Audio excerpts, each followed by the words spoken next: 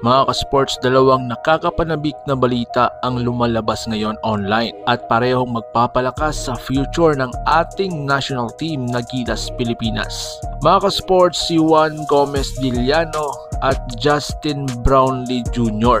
ang pag-uusapan natin ngayon. Kung trip mo po ang ganitong content, paiwan ng follow at pa-subscribe na din. Tara, simulan na natin. Mga ka-sports, matapos ang ilang taon na paglalaro sa overseas, especially sa Japan, Korea at iba pang international leagues, mas tumibay, mas tumalino at mas kompleto na ngayon si Juan JTL bilang player. At ngayon, inamin mismo niya na plano niyang kausapin daw si Coach Tim Cone para ipakita ang kanyang willingness na maging bahagi ng Gilas program. Sabi ni JGDL, kung bibigyan ng chance, gusto ko talagang maging part ng Gilas. Ready akong kausapin si Coach Tim. Dito pa lang mga ka-sports, sobrang lakas na ng signal. Hindi na siya naghihintay tawagin, kundi siya na po mismo ang gumagawa ng paraan. Bakit gusto siyang makita ni Coach Tim? Isa siyang combo guard na may 1-2 position. Pangalawa mga ka-sports, pwedeng maging scorer